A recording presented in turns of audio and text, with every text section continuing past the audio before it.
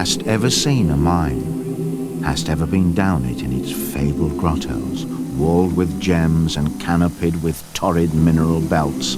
Hast ever by the glimmer of the lamp or the fast waning taper gone down, down, towards the earth's dread centre, where wise men have told us that earthquake is conceived?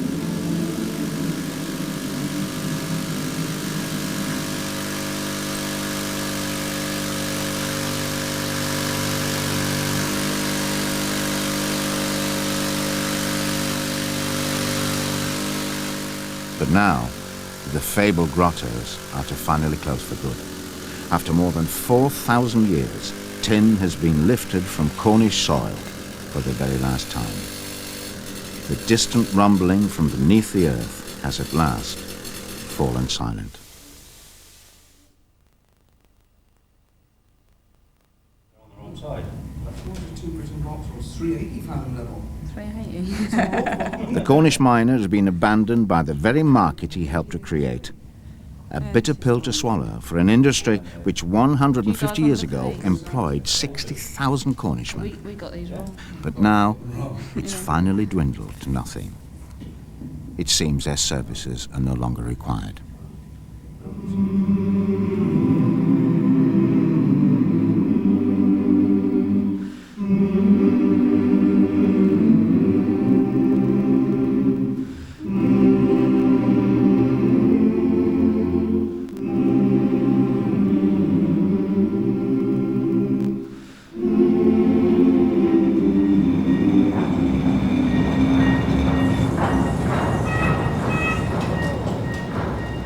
It's said you can go anywhere in the world, wherever there's a hole in the ground, and you're sure to find a Cornishman digging away at the bottom of it. But now, with the closure of its last working tin mine, this is no longer true of Cornwall itself.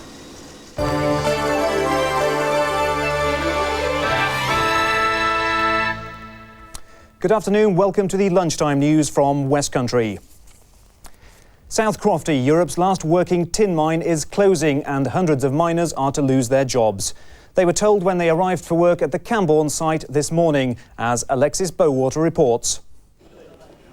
Anxious workers from South Crofty arriving for hastily arranged talks at Redruth Cinema this morning. Management have called this crisis meeting to tell staff about the future of the mine and their jobs. They were expecting the worst.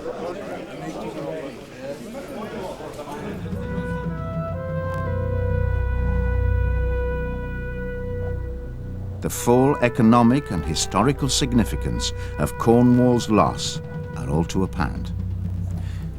In tonight's programme, we'll be taking an in-depth look at a local industry which for centuries supported Cornwall and its people, rising to the heights of international fame before plummeting tin prices eventually brought the industry down.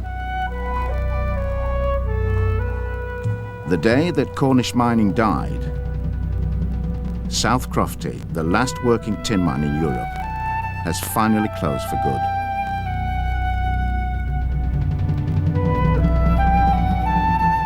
For those who've been at the rock face for years, the end has come.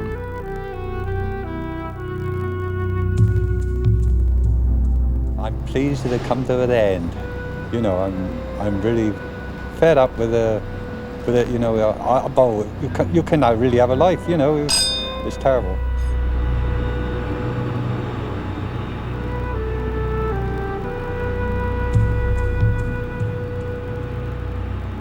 Like my son here, he's only been here a couple of years, but I've been here a lifetime, and you know, it's probably won't hit me for a couple of days.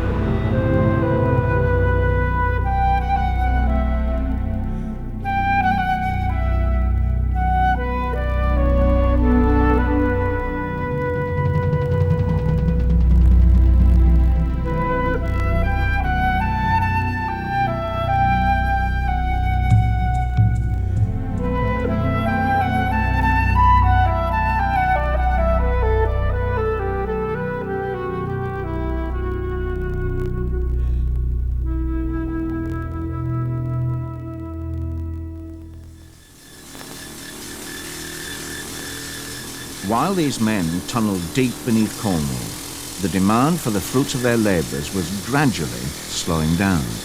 As a result, they are losing both their jobs and their heritage. Miners who'd followed the path of fathers and grandfathers will now be following their colleagues to the dole queue. The loss of the mine means their sons won't be following them. Well, I started here in 1971.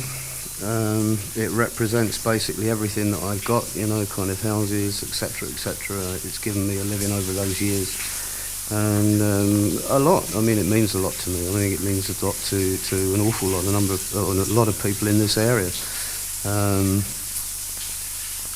South Crofty has done that for an awful lot of people in an area that's been dogged with low wages, with all sorts of stuff. It's been, you know, it's been one of those places.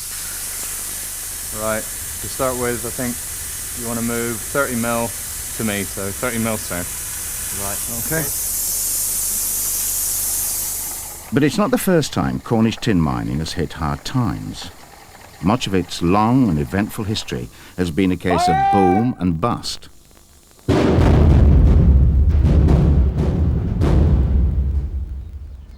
Over the centuries, the county grew rich on the pickings from its native soil, which were transported all over the world.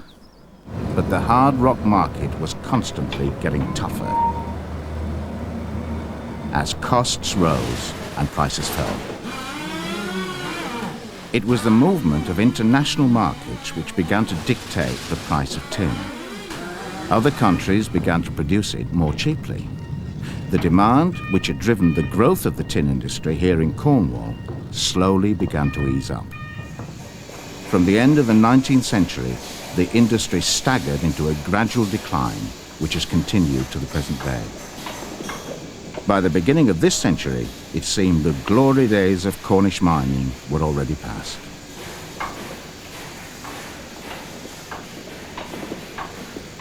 I suppose the decline, one could really say, set in with a vengeance.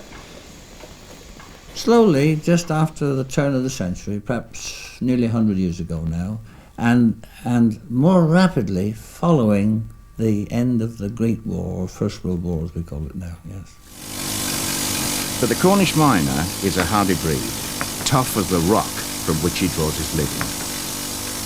It's probably one of the most physical jobs you can imagine. I mean, I've done several jobs and I can't think of any that would be as physical as some aspects of mining. Hard and humid and wet, cold and hot in some places.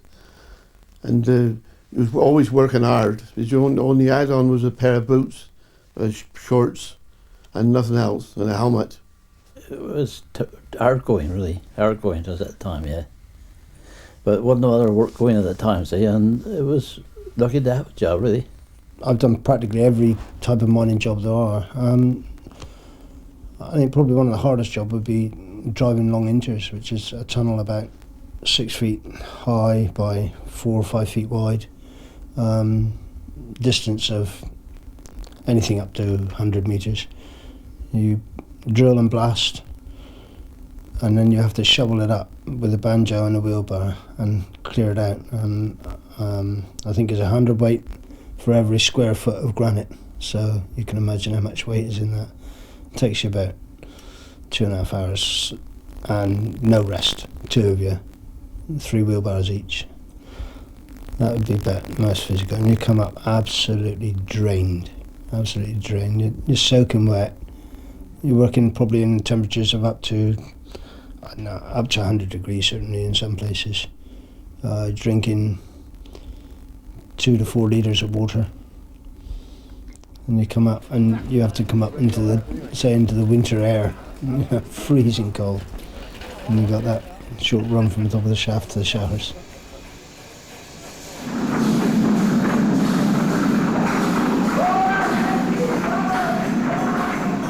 In their 4,000-year history, Cornwall's miners have been killed in disasters and seriously injured in accidents. They've been worked hard in boom times and laid off in lean times. If your families was mining, it's really that the children, the boys and all, would come into mining.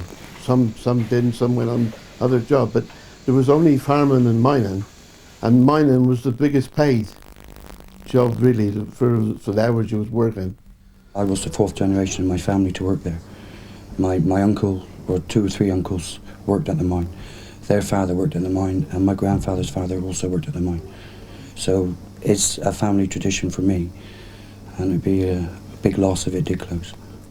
With my son worked there as well. We'll be 5 generations, 5 immediate generations. My great-grandfather came from St. Just area. The mines there were closing down. He came to the Camborne area and worked in the mines. His son. And then we almost lost a generation. My gran worked. My gran was a Bal-maiden at Dalcoath, which is part of South Crofty now. And then my stepfather worked there.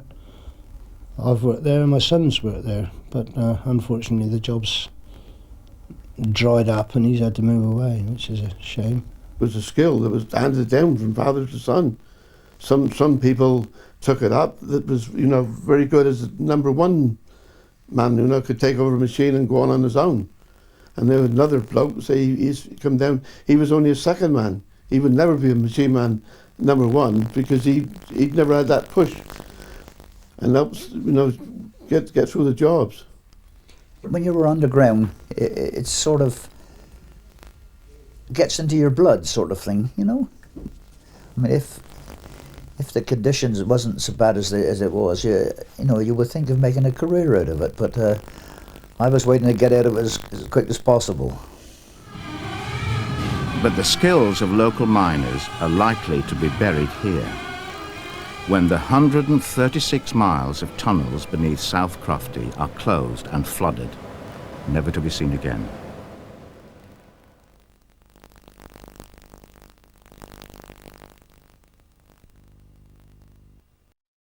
Mine in Cornwall.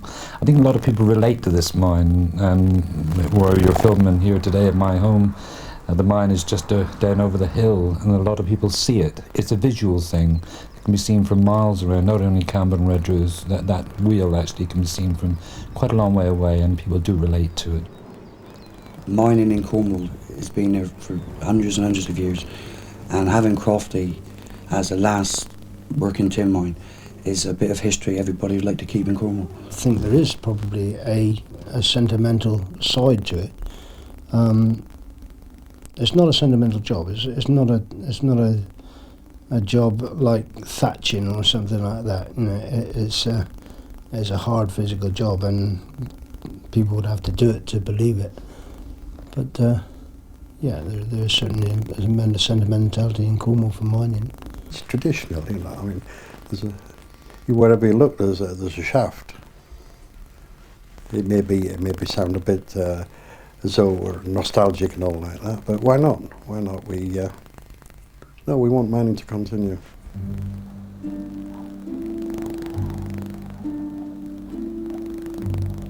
But it's not the first time that South Crofty has been threatened with closure. Records show that back in 1896, South Crofty, as it was then known, was forced to shut down, following a collapse in tin prices. Mining was suspended and the shaft was closed off and flooded. But then in 1899, new financial backing was found and South Crofty gradually reopened, acquiring the nearby New Cook's Kitchen shaft to develop and extract valuable new sources of tin ore. By 1906, a new era had begun with the incorporation of South Crofty Limited. For the next 70 years, in contrast to many other mines, Crofty continued to modernise and expand, thanks largely to the richness of its ore and the efforts of its workers in mining it. As neighbouring shafts were closed by other companies, they were bought up and developed by South Crofty Limited. Its annual ore production had increased to 92,000 tonnes by 1959. By the late 60s, it would reach more than 100,000 tonnes. Everybody in late days used to work together, see. I mean, if there was you was in a bit of trouble in your drive and you was running behind firing time, they used to go in there and see what's wrong and help you out. So you all could come out together, so when you blast, you weren't giving that man smoke or he couldn't get out. The miners at South Crofty, or at all Cornish mines, and not just South Crofty, because now we've incorporated people from Geaver and Wheelchain. I haven't had a lot of experience away from home. Most of my experience has been at Crofty, but I mean, people come and go from Crofty, and they are probably the best hard rock miners in the world. Smile, gentlemen. And while the miners' skills were gaining them a reputation around the world, a whole community had grown up in the shadow of the famous mine. Workers' cottages, mine captains' houses, local pubs, shops and businesses, many had been established as a result of the major local employer. It helped to give the surrounding area character all of its own, which remains to this day. During the First World War, because of this enormous drive for production, unfortunately, development, which almost always must stay ahead of production, fell behind because the skilled men went away to form the mining battalions, the Royal Engineers in France and so on. So the end of the war brought a situation which is, well, it is rather, it is not unlike the present situation, except that a number of mines still survive. We are now talking about literally the very last operating mine in Cornwall.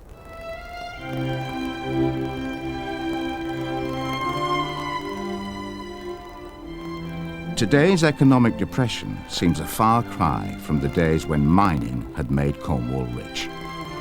Families like the Edgcombes, Arundels, Godolphins and Bassets were the aristocracy, piling riches upon riches from the lucrative proceeds of their mines. They lived like kings in grand houses near the local trading centres. For them, it was a heady time of great wealth and power. And today, although their empires are long dead, it's clear these ruling families have left a lasting impression on their former kingdoms. Their legacy is still very much in evidence. Miners were just one cog in a wheel which was driving local industry. Using revolutionary new methods, the Cornish were among the first to harness steam to power their engines, leading the way in a new industrial age. At its height, the homegrown mining technology was running at the forefront of the Industrial Revolution. Equipment pioneered to harness the county's natural resource was described as state-of-the-art, the best money could buy. From extracting ore to processing and exporting, the entire money-making machine was well maintained and running to perfection. You must remember that in the peak of Cornish copper production, Cornwall produced 3/4 of the world's copper, not the UK requirement, the world's copper. That is really quite something.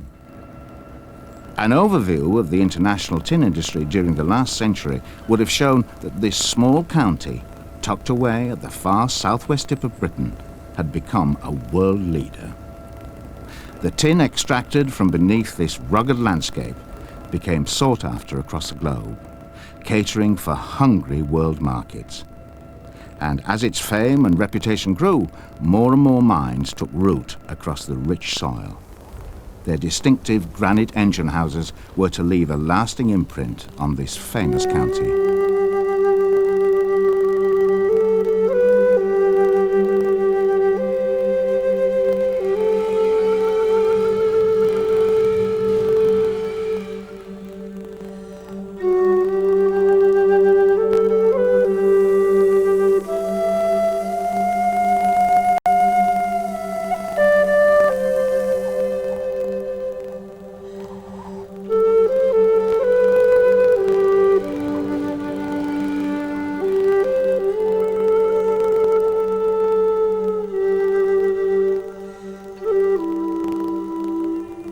But where those busy engine houses once worked at full steam, they now lie as empty, derelict ruins. Where workers once crowded into busy pit heads, now there is only silence.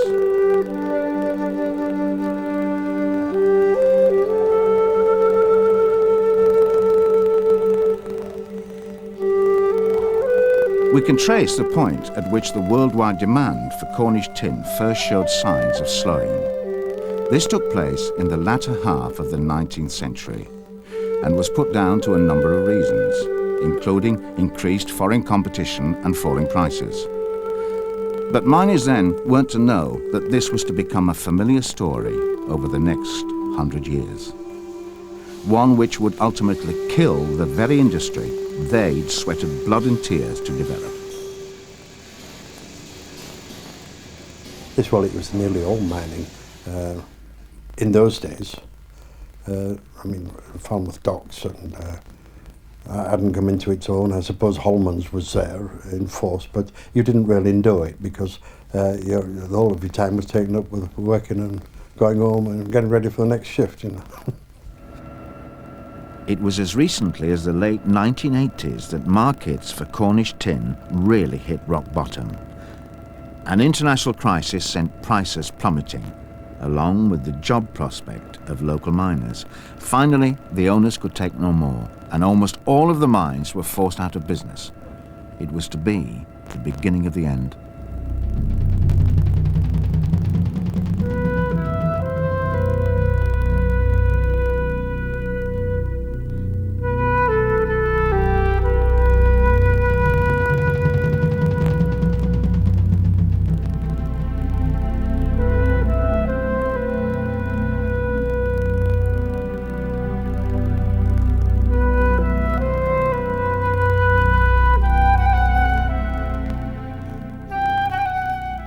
But behind the news headlines, it was the lives of ordinary people which were being affected.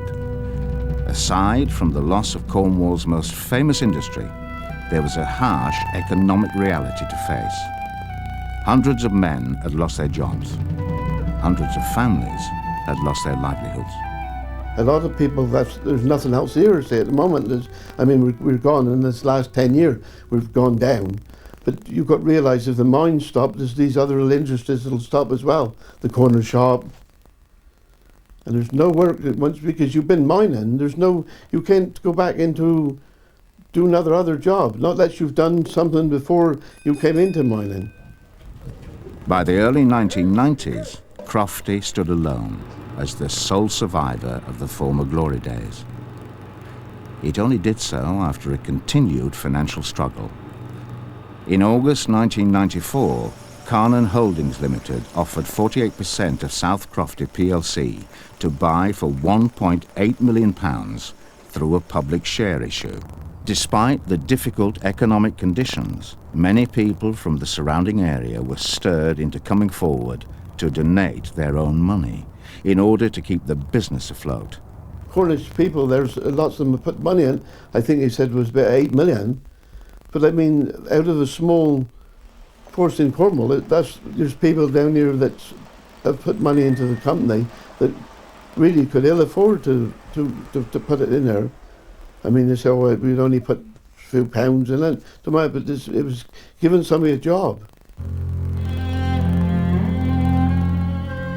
Loans owed to the Department of Trade and Industry were written off by the government, and a Canadian-owned group, Crew Natural Resources, took over the troubled mine under the name of South Crofty Holdings Limited. The demand for tin is now actually outstripping production in most areas, and I think the prognosis is very good, and allied to job prospects, I think the two things have come along extremely well.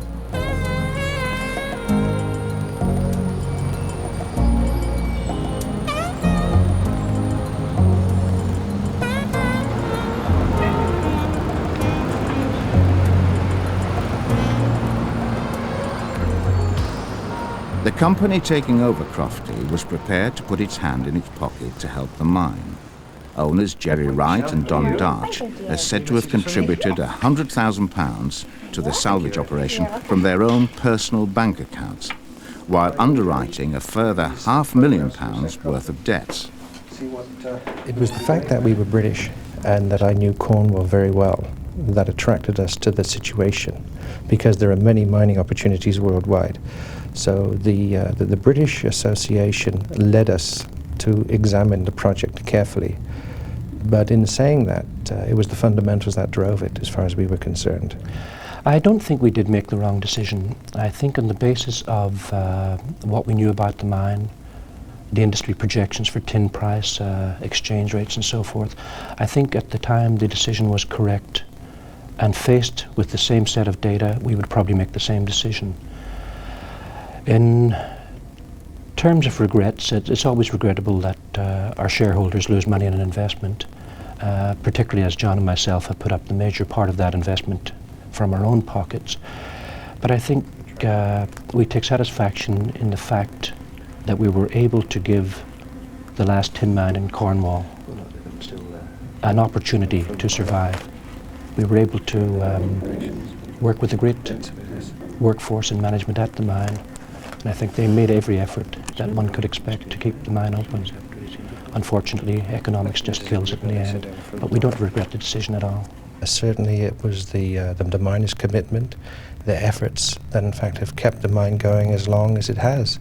Were it not for the fact that they were a dedicated, hard-working team, we've never got this far.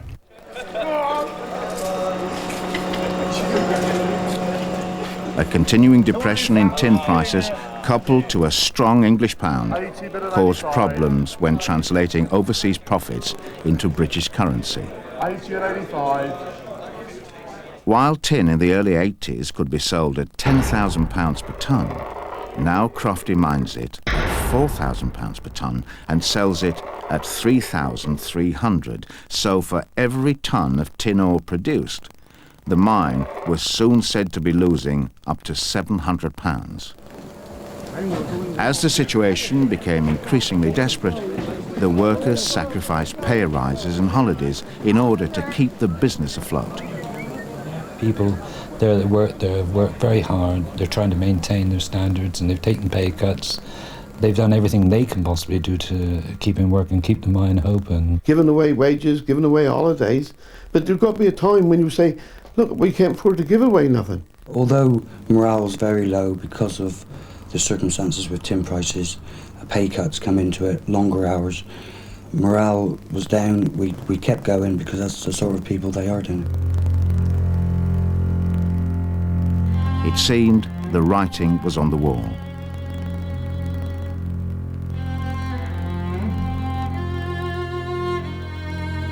Finally, and almost inevitably, the announcement came. Order! Order, the House must come to order! I regret that the application has had to be rejected, as the proposal would not lead to a viable business, and I think this is very well understood by all the parties involved.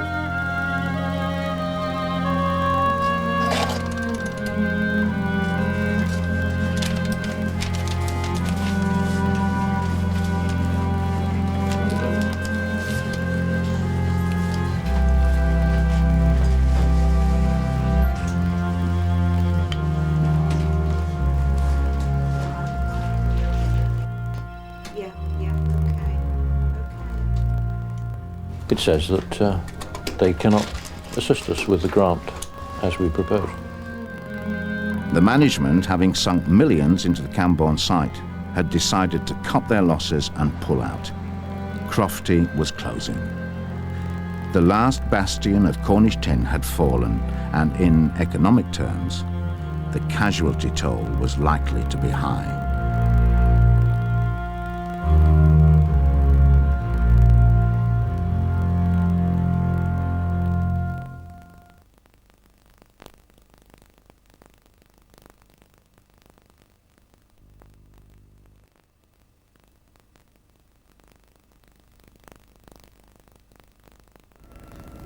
The effects would be felt far beyond the mine.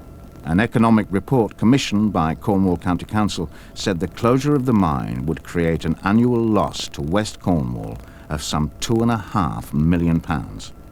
The report says the social impact on a declining, low-paid, unemployment black spot would be significant. This could mean the loss of more than 600 jobs in total, as each mining job supports up to 5 others in related industries. Local shops are also likely to lose out, some by as much as £1,000 per month. All of this, in layman's terms, meant yet more bad news for Cornwall. Singing a song of angry men. It is the music of the people who will not be slaves again. Back in the 19th century, there was another option for miners faced with the prospect of losing their jobs. In 1868, the Royal Cornwall Gazette recorded the recent departure of at least 8,000 people for destinations overseas. They'd been promised mining jobs in America, Africa, and Australia, new work in a new world. In 1894, this mass emigration from Cornwall was lamented in an edition of the West Briton newspaper. Singing the song of angry men. It is the music of the people who will not be slaves again. There was a time when the Perron and St.Ives districts were busy hives of activity, and East Wheel Rose was a name to conjure by. Where are they now? Gone to the limbo of forgotten things.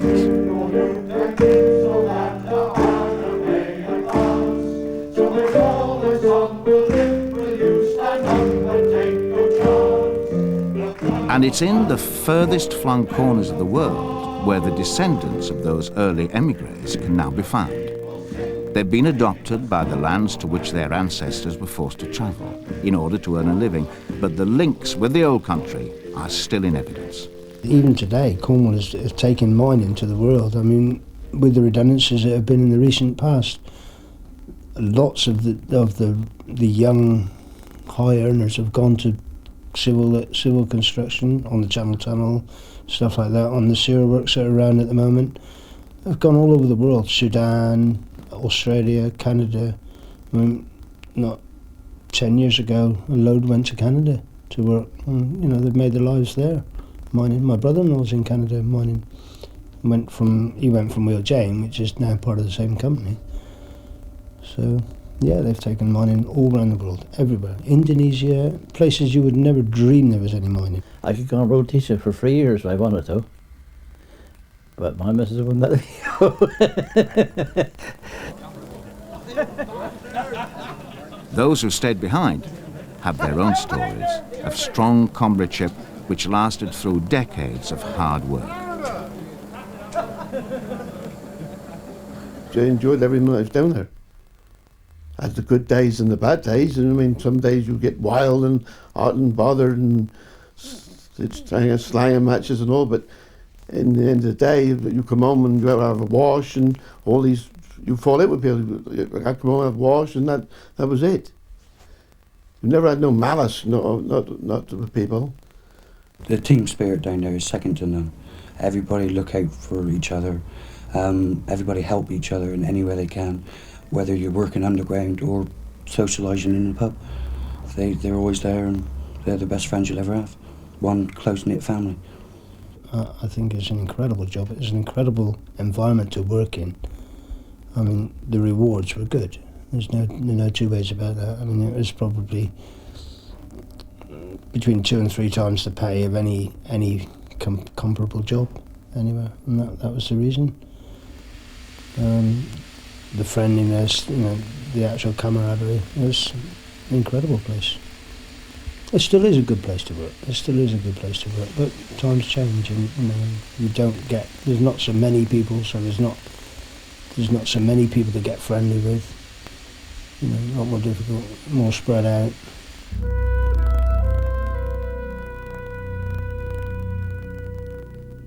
There's always been a strong solidarity amongst the tin mining community. In times of trouble, they stick together. When my child was born, he was born with cerebral palsy. 12 months after diagnosing that symptom, we realised that he would never walk. However, we were told that there's an institute in Hungary called the Peto Institute, where he could go and Hungarian specialists could help him to walk. This costs at least £5,000 for 1 month. Our only way to get that sort of money was to fundraise, and I approached the mine staff and management, and they agreed to do some fundraising events for us.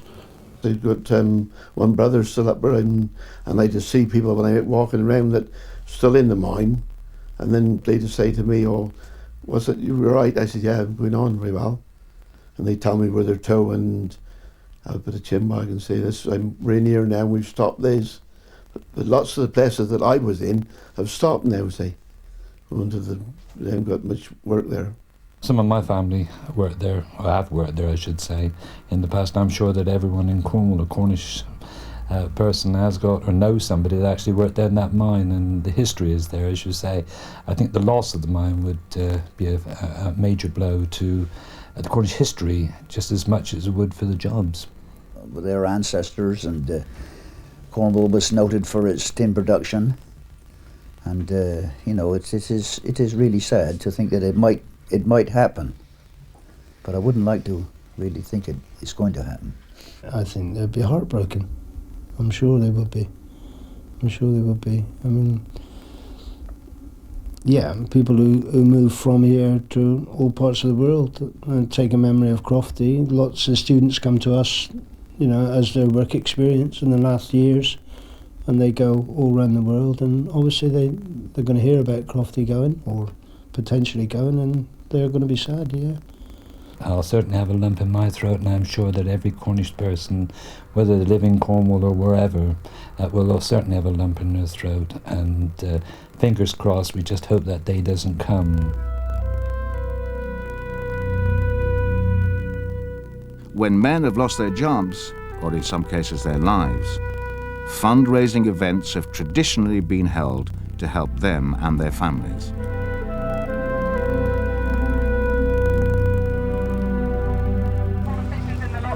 That can actually make a difference. And this gathering today is about ordinary Cornish people. And last year, when the news first broke that South Crofty was doomed to closure, that tradition was immediately honoured, both inside and outside the tight-knit mining community. Whatever political party, whatever organisation, in order to make sure that Cornwall has a future. People who'd never before had any connection with Crofty or tin mining felt compelled to save a piece of their history. They were determined to make themselves heard. This 20,000 Cornishmen will know the reason why.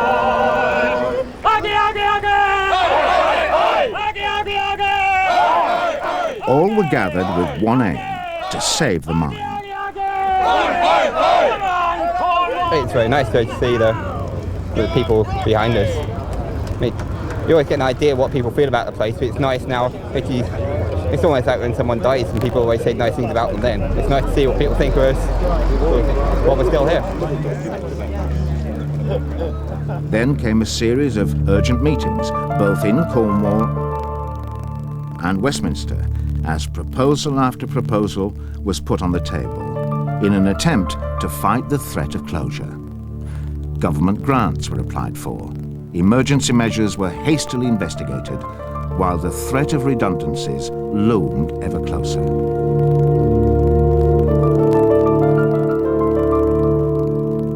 There was even a benefit concert with folk singer Ralph McTell and other musicians offering their services for free in order to help the cause. It seemed to prove the entire community of Cornwall really was speaking with one voice. I can't keep from crying. Here we go. I've been worrying about you, babe. I can't keep from crying. Last time.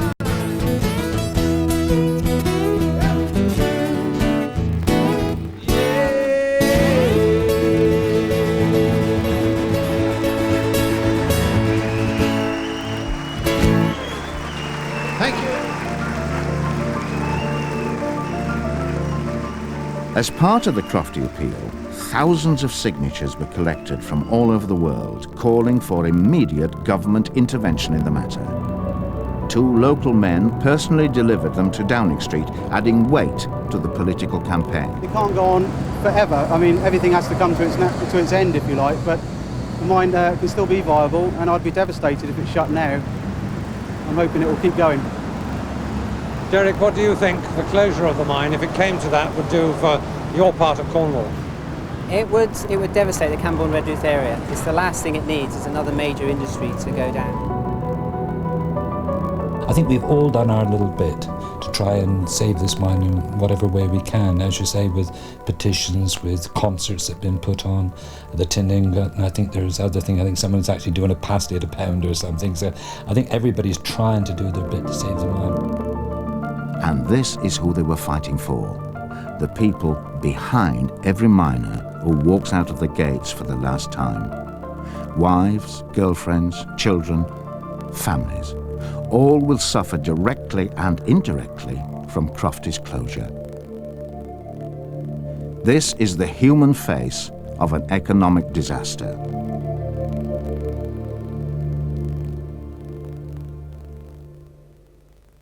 That of all the industries in this world, and it's universal, there's no industry quite like mining which provide as much work in the service and ancillary industries. It is considered now that for the loss, if hopefully it doesn't happen, but if you lost the number of people we're speaking of at South Crofty, that there is a factor of something of 2 or 3 to 1 people in the service industries who will lose a job as a result of that. It'll close a lot of people down, you know, or make them, or put more people. I mean, they say if I took away Crofty and put everybody on the dole, but in these other jobs, I mean, no matter the age, anything that's going to infect it to it, they would have to cut out their workforce. I mean, they tell me now that when they laid the last 38 off, 3 or 4 drivers went from the company that they didn't want. You know, if he said, well, we haven't got enough work now.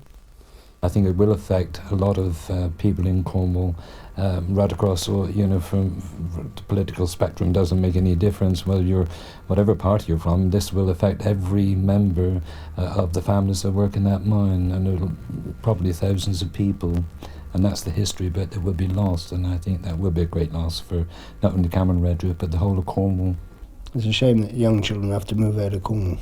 I really feel really bad about that, and there's no real decent jobs in Cornwall. This is Wheel Jane near Truro, a reminder of what can happen when former mining ground is returned to the wild. A pollution disaster on an international scale, a stark warning of the need for environmental action in the wake of Crofty's closure. Certainly from what we're aware of, there is no significant pollution risk. As the mine is closed, of course, it will begin to fill up with water, and I think the only aspect that would need to be looked at is the control of that water if it ever does reach a level where it could spill out to the surrounding surface water courses.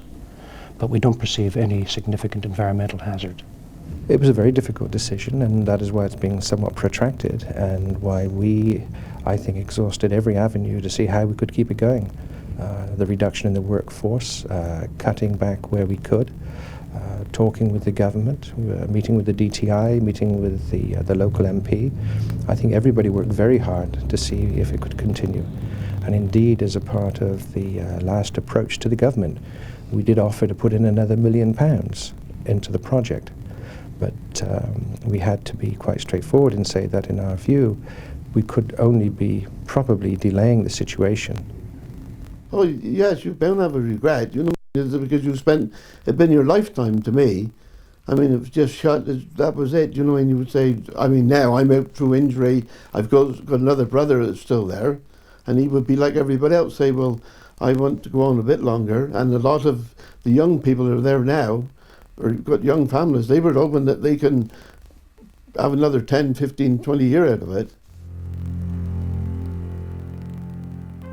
So, tin mining in Cornwall has ended here in our lifetimes. The dawn of a new millennium will see the Cornish miner banished to history, along with all he achieved. But all may not be quite lost. There are some who believe that one day, sometime in the future, the phoenix just might rise once more from the ashes.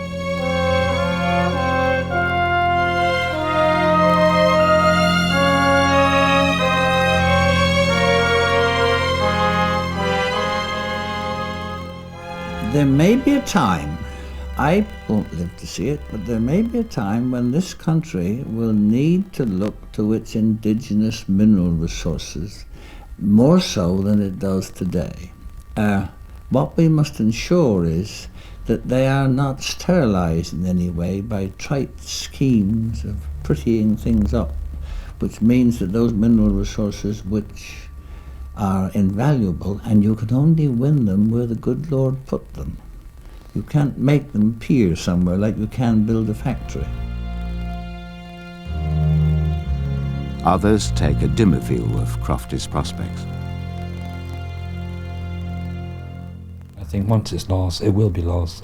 What I wouldn't like it to be turned into is another museum type business that they've got at Pendine, because I think if you talk to the miners and relate to those, I don't think they really want to show people around on holiday makers run. I think they really would rather be doing the job that they would like to do, and that's mining for tin in Cornwall. And I would hate for it to become a museum. In fact, I personally would rather see it, you know, pulled down and just put to the ground rather than turn it into a museum. That's my personal view.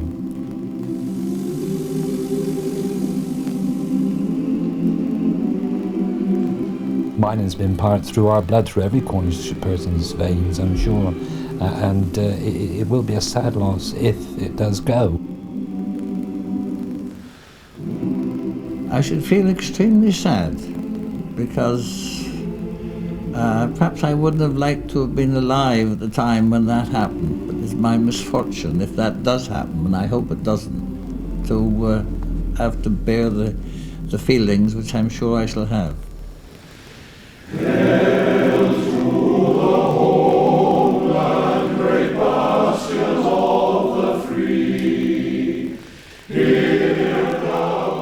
I don't think there's nobody that wants it to shut. I mean, you talk to people and say, oh no, it wouldn't bust Cornwall without Crofty.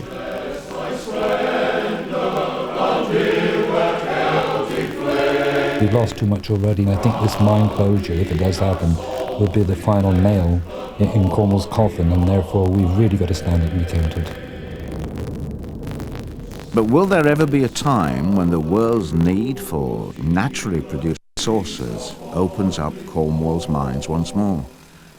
Well, one day it just might.